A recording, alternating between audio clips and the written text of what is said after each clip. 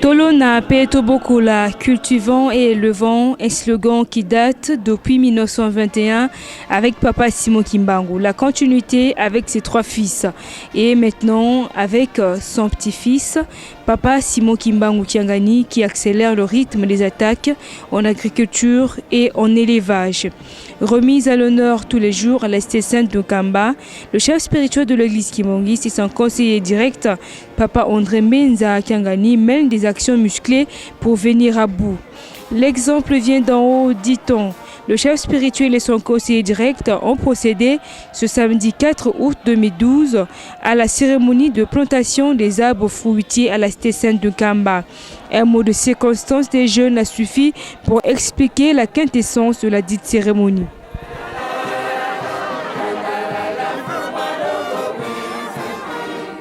Papa, lele oye kokokisa maye olakaki biso ba jeune.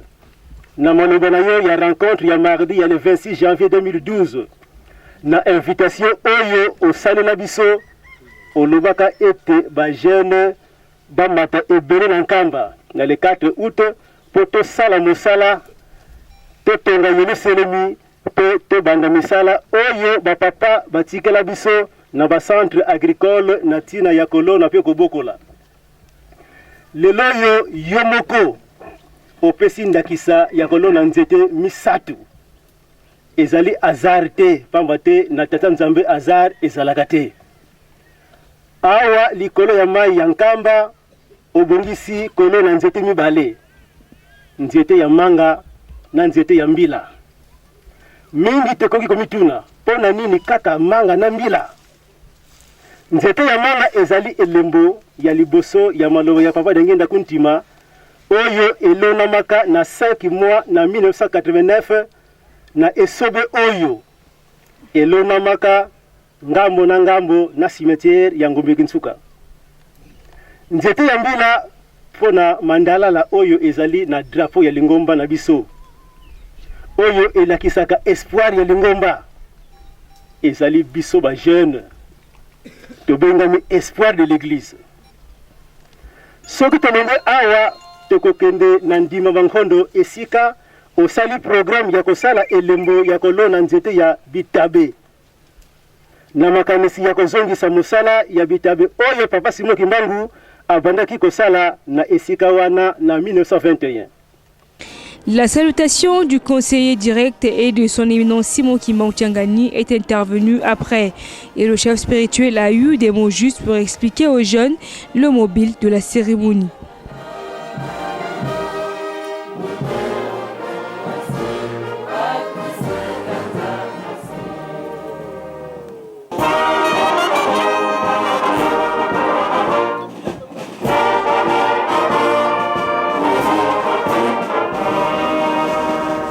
Kimbangisme oye! Kimbangisme oye! Kimbangisme oye!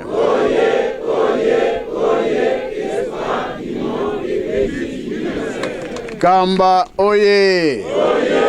Kamba oye! Kamba oye!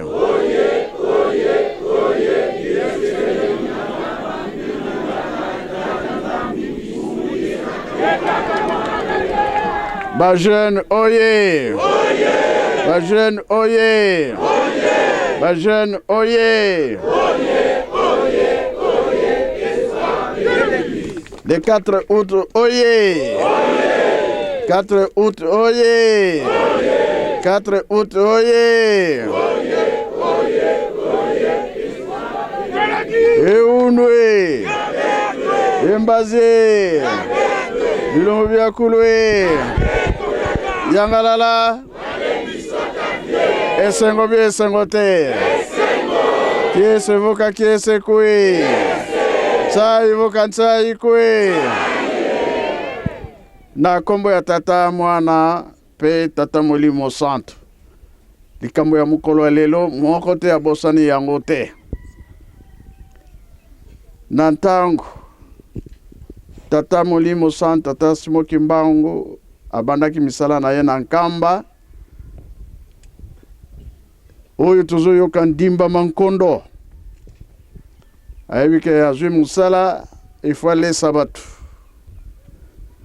biloko wana biso tokutaki yango toliaki yango na kokola na biso tomoni mpe misala oyo bapapa basali partout ndenge tata Mfuma Longo balakisaka ye vale ya kosala na bajene azwaki bokasi tomoni b'expérience plateau de Bateke, Kunzulu, Lutendele, Kinkewa, partout. Oyo toliaka bangonde balonaki. Sika wape komitour na biso. Bongo be bongo te. Tokolona be tokolona te. Yango toye potolona le 4 août 2012. Poete likambo na biso ekende liboso kuleleki awa papa Mfuma Mbanza azalaka na biso toyambaka ba-américain bayaka na nkamba metango bamonaki bilona surtout bafruit alors bakestion mingi mutu aza kozwa ngo ezalaki papa Mbenza ye aza na biso présent pamba te kolona biso tochaka produit te me biloko ekokola mbangu pe ya minene ozolia na esengo sukali alors nzambe amonaka liboso yango ete misala tozoko sala po mokili batu bakoya batu bakotambola soki tosali te tokolesa bango nini yango tozosala poete oyo ntango batu bakoya baya kobika na yango nzala ezala te mpasi ezala te makambo nyonso tozala nango pembeni mingi bayaka baza koregrete otali nzeta manga surtout na bamboka ezokoya nango ezobeba nango batu bakolia bazali te sika bapopulation ebele bazali biloko wana ekomaka te alors biso fotolona mingi poete ekufa libela te babombaka semence poete période nango ekoki baloni lisusu po esila libela te yango biso tozosala muke napesi nanu nzela epai ya papa Mbenza batu wana ntango bayaki esongo nini bazalaki nango mpona kolia bambuma na biso tolonaka papa Mbenza. Merci papa. Donc ezalaki na arrivé ya bandeko na biso ba américain. Donc juste likambo ngo esalamaki ndenge nini na 1981 tango nakendaki kotanga na boma na silisi na zongi tango na zongi ya solo posa nanga ezalaka ete nakende ko continuer ba étude na ngai pe na tango wana pe papa zako posa na ezalaki ete amemanga na Lubumbashi gote nakende ko continuer ba étude na Lubumbashi kasi ba papa balingaka te papa kulutu likambo ne ayipsaka ngai ete kota na bilanga okota na bilanga okoyeba pona nini tozokotina bino na kati na bilanga ya solo banda tango wana malgré que na bana komone ke il a fallu na luka quand même vi na ndenge mususu kasi lokola batata batindaki nga na bilanga yango toyaki ko forcer na bilanga na biso ya mpangu na tadi kuna mingi tango ni banako zala na bandeko na biso bangole pe bana ya koreki cataract na tango wana bangonde banako sala makasi nyonso poete to continuer ko entretenir plantation wana banda café ba fruit nyonso ndenge za kuna na tadi kuna mais ngai lokola batata ba ipsaki ngai espoir ezalaki kakete likambo o bango balingi pona ba plantation e komona na kaka to ikosala makaka bana na 1981 to bana ikosala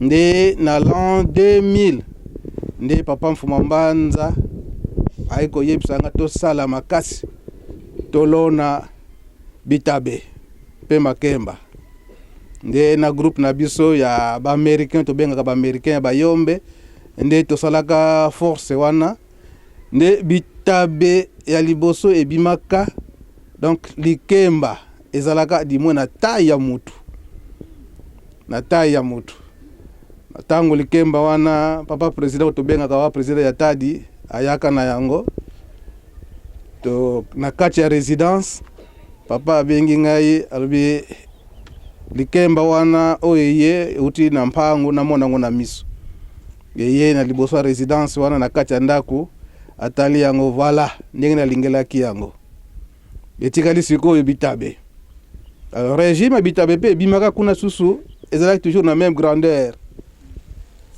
tango to ebimi alobi bon sikoyo tango ekoki nde oyo bakolia yango bamonana ndenge ba américain bayaka ba mama Joyce na tango wana bamoni bitabe na mesa batuni est-ce que bitabe oyo elonami kaka awa oui ebimi kaka na ba plantation ya awa bongo boche ba engrais chimique non ezali kaka naturel abi mais biba bitabe oyo to kansi peut-être que boche ba engrais ou bien soki bosali ndenge nini ba multiplication na ndenge nini mais kaka naturel bitabe wana ba misusu bazwaka yango bakendaka na yango basala ba étude est-ce que réellement bache ba engrais te ezaka naturel à part bitabe bambala oyo ya sukali oyo bayomba bengaka biyangidi ebimaka minene donc babiyangidi wana ba américain tango batali balobi est-ce que soki to memi yango epai na biso ekobimaka ka ndenge bimi boye kolia na yango donc gumoko naturel eza penza pona kolia malamu et puis eza komona na on dirait que bambala moko bosali yango pona batu ya régime selobino toloni ka kolona ndenge papa Mfuma Mbanza atindaki biso me basenga ka biso pe to pesa bango ndambu ba mema na États-Unis bakende kolona basala ba étude na mango bongo nde bakozongela biso tisikoyo tozelaka bango nanu bazongi te bapesa ki promesse bazoko benga pe kaka ke bakoya kaka surtout pona agriculture na yango papa makambo ya biso ya bambala makemba na bitabe ezalaki ndendengo wana surtout lisusu bayako commenter mingi variété moko ya bavoka ibandaki kobima toujours na tadi mais bavoka wana soko le yango on dirait bachango mwa mungwa na kati bazoko tuna est-ce que tango boloni yango technique nini bosalaki pwete ebimisaka kana mwa mungwa nono kati tolobika ke wana technique papa Mfuma Mbanza ye mutatinda kibiso donc papa likamune daki ndengwana. Merci papa Mbanza. Toyoki te tokosala bien tokosala te voilà makambo na biso ezwe esika oyo tokosala na nkamba esalama pe partout tolona pe tobokola eza likambo ya biso ba jeune ya bato mosusu te oyo toliaka balonaka yango ekomi pe tour na biso tolona pe ba mosusu baya kolia bongo be bongo te soza makasi ya kosala misala wana tosilisi na kombo ya Tata Mwana pe Tata Molimo Santo. Amen. Après son adresse, il est passé à l'acte. D'abord, planter le palmier, ensuite les manguiers. Le tout sous le rythme de la fanfare kimbanguiste.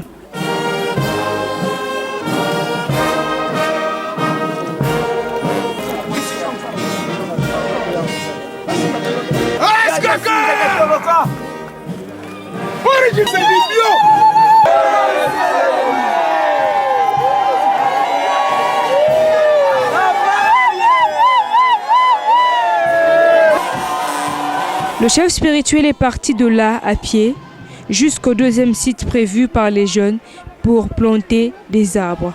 Nous nous rendons donc au site Ndimba Mankondo, là où Papa Simon Kimbangu planta des bananiers en 1921. Question pour le chef spirituel de relancer toutes ses activités. Voilà, Dieu a toujours dit la vérité. Il tombe jamais.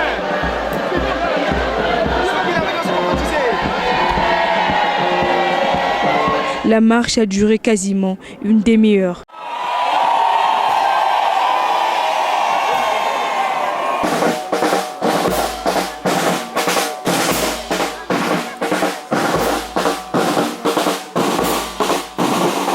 Arrivé sur le lieu, le chef spirituel passe directement à l'acte.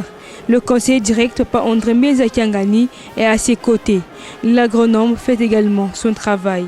Cette fois-ci, c'est un bananier que le chef spirituel va planter.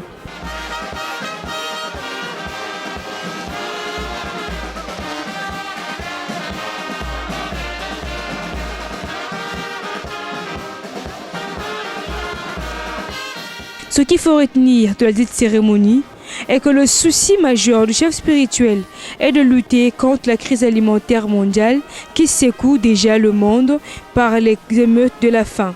Papa Simon Kimbangu l'a dit en 1921 que la station de Kamba accueillera toutes les nations de la terre. Abordant donc dans le même sens, aujourd'hui, Tolola Petobokula représente pour le chef spirituel un défi de taille.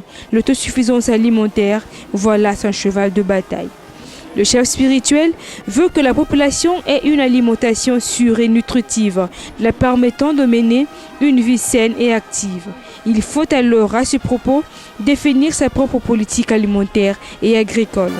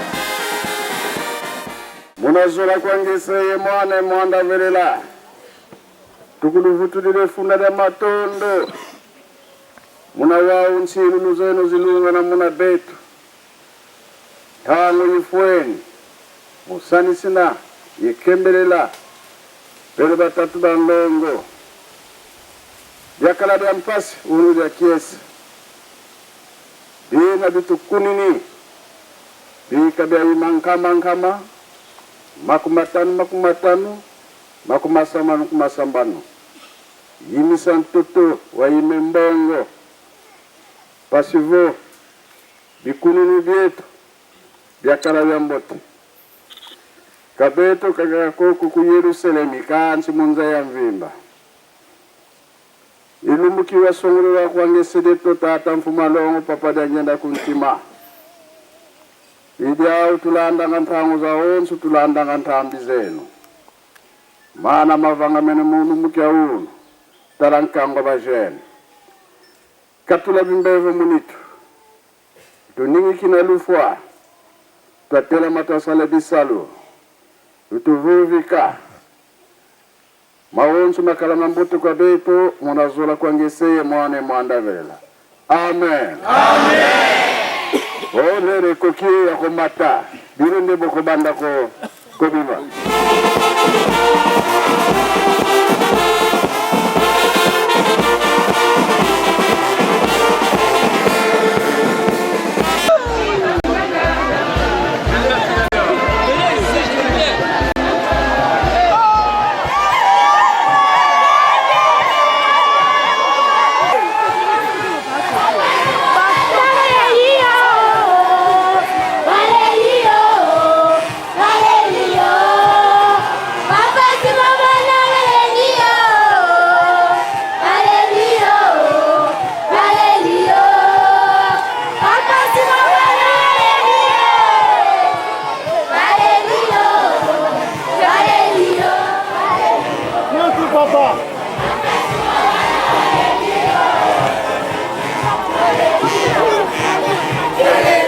Faute grave.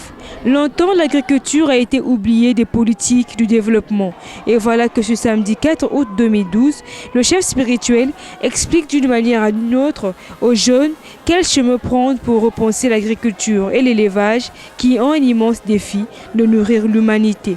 Voilà la réponse immédiate et urgente, comme le souligne ici le conseiller direct du chef spirituel au cours d'une interview. Durant toute ma vie, les parents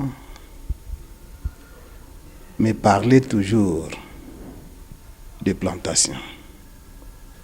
Quand ils me parlaient de plantation, notamment, je peux dire, en date du 16 août 1972, Papa Mfumambanza, Papa de Lungana Kiangani, va me prendre, nous étions seulement à D. Donc, il me prend un matin, aux environs de 9h. Nous sommes partis vers la route, là où se trouvait le cimetière de Mamouilou. Nous sommes allés jusque là où Papa Simon Kimbangu avait réussi son Kawalolenda. Nous sommes montés, nous étions seulement à D. Donc, Papa Mfouambanza, Papa Jalungana Kiangani et moi. C'est sans protocole, sans surveillant. Nous sommes descendus vers les bas. Alors maintenant, nous sommes arrivés à un endroit. Nous sommes retirés de la route, donc en brousse. Dans cet endroit n'avait pas des herbes. Donc ce qu'on dit, notamment en Kikongo, Kanga. Alors, on a commencé par la prière. Après la prière, donc, moi j'avais commencé et lui il avait clôturé, le Papa Mfumambanza. Enfin maintenant, après la prière, il va me donner la machette. Il me donne la machette, dire qu'à partir d'aujourd'hui, je t'apprends comment déboiser, comment cultiver. Parce que il me dira ceci, sans nourriture, l'homme ne peut pas vivre. Et sans cultiver, on ne peut pas avoir. Donc, enfin, maintenant, nous sommes descendus. Il y avait une forêt. Il m'a montré l'endroit où moi je devais commencer. Et lui aussi, il avait son endroit là. Et nous avions commencé à couper la forêt, donc déboiser. Nous avons commencé à déboiser. Nous avions débuté aux environs de 10h et jusqu'à 15h. À 15h, on a terminé. Maintenant, on a clôturé avec la prière. Après la prière, nous sommes montés. Alors, comme je venais de le dire, là où nous étions avec papa, en 1981, après mes études, parce que je allais terminer à Boma, il a failli continuer à l'université. Mais les papas n'ont pas voulu. Et c'est là où papa qui va me dire, agrippe-toi au sol. Alors dans tout cela, moi je ne comprenais pas. Je vais me rappeler encore en 1991,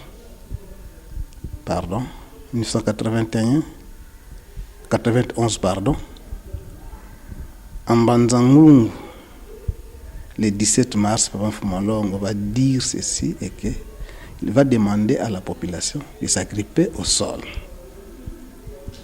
Quand on va s'agripper au sol, à la population, bon, là où les papas sont là, il y a des Kimbanguistes et des non-Kimbanguistes aussi, ils assistent. Agrippez-vous au sol. Parce que quand il y a l'abondance, il n'y aura pas de faim. Et quand il n'y a pas la faim, il n'y aura pas de dispute. Donc, agrippez-vous au sol.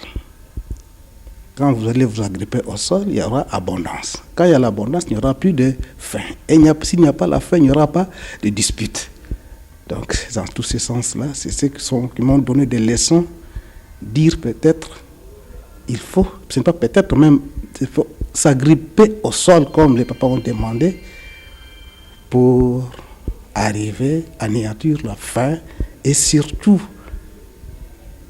pour qu'il y ait la paix dans le monde. C'est là où il y a à manger, il y a toujours la paix. S'il n'y a pas à manger, il y aura toujours des troubles à tout le monde.